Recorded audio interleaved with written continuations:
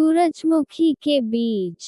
चलो तुम्हें बेचारी थोई थोई बुद्धू नीमा की एक और कहानी सुनाते हैं। उसके पति राघव ने घर के खर्चे के बाद कुछ पैसे बचा कर रखे थे। उन पैसों से उसने कुछ सोने के सिक्के खरीद लिए थे। उन सिक्कों को वह नीमा से छिपा कर रखता था। वह जानता था कि यदि नीमा को उनके बारे में पता चल गया तो वह सबको बता देगी। दोस्तों, अगर आपको हमारी कहानी पसंद आ रही हो तो कृपया करके हमारी वीडियो को लाइक करें, चैनल को सब्सक्राइब करें और कमेंट में ज़रूर बताओ कि आपको किस तरह की कहानियाँ सुनना पसंद है। धन्यवाद दोस्तों। एक बार राघव को किसी काम से दूसरे शहर में जाना पड़ा। जाने से पहले उसने उन सिक्कों को एक डिब्बे में रखा और अपने घर में एक गड्ढा खोदकर उसमें दबा दिया। नीमा ने उसे ऐसा करते हुए देख लिया। उसने राघव से पूछा, यह क्या कर रहे हो? इस डिब्बे में क्या है? राघव ने उससे कहा, ये देखो, ये सूरजमुखी के कुछ बीज हैं। मैंने इन्हें संभाल कर यहाँ दबा दिया है। तुम इनके बारे में किसी को मत बताना। राघव चला गया। उसको 15 दिनों के बाद वापस आना था। नीमा ने सोचा कि बीजों को मिट्टी में बोकर देखा जाए। जब तक राघव आएगा, पौधे बड़े हो जाएंगे। राघव को कितनी खुशी होगी। उसने सूरजमुखी के बीज यानी सिक्के निकाले और घर के बाहर क्यारी में दबा दिए। दबाते समय उसे लगा कि बीज कुछ अजीब हैं, लेकिन उसने सोचा, जरूर ये बहुत खास बीज हैं, तभी राघव इन्हें इतना संभाल कर रख रहे थे। वह नियम से क्यारी में पानी डालती थी। रोज सुबह और शाम को ध्यान से देखती थी कि पौधे निकले या नहीं।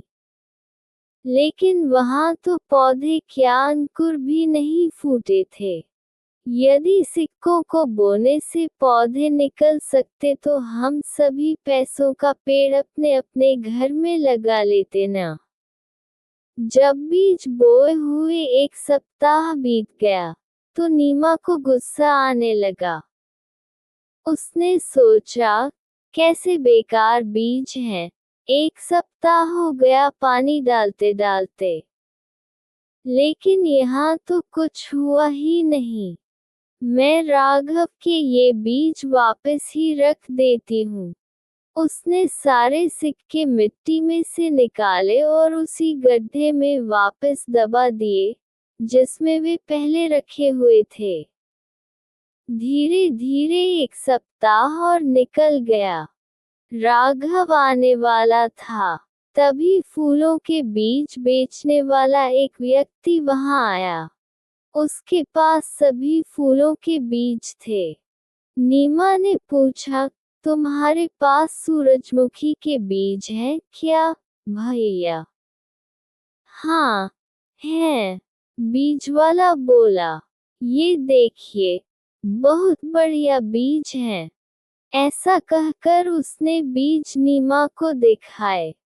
नीमा ने पूछा, इनमें से पौधे निकलते हैं क्या?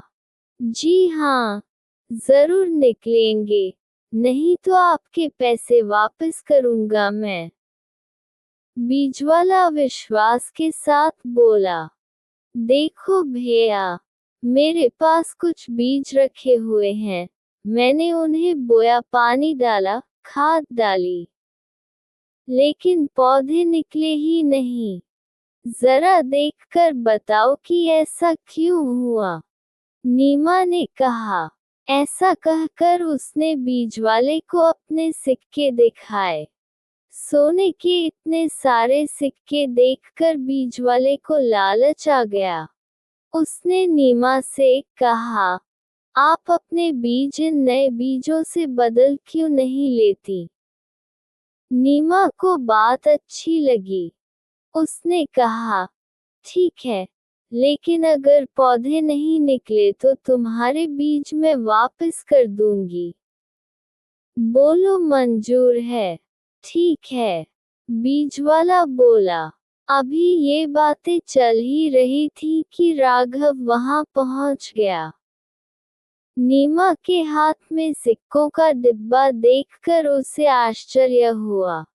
इससे पहले कि वह कुछ कहता, नीमा उसके कान में बोली, ये देखो, तुम्हारे इन पुराने बेकार बीजों के बदले में ये बढ़िया बीज ले रही हूँ। तुम अभी कुछ बोलना मत। राघव के गुस्से का ठिकाना नहीं था। वह चिल्लाया, चुप रहो तुम। हमें कुछ नहीं बदलना है। बीजवाला समझ गया कि अब यहाँ से भागने में ही भलाई है। वह चुपके से वहां से खिसक लिया। राघव ने डिब्बा नीमा के हाथ से लिया और उसका हाथ पकड़कर अंदर ले गया।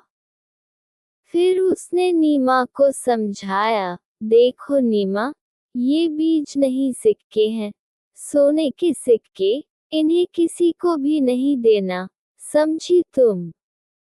नीमा अभी तक समझ नहीं पा रही थी कि ये सजा जो के बीज रखे रखे सिक्कों में कैसे बदल गए।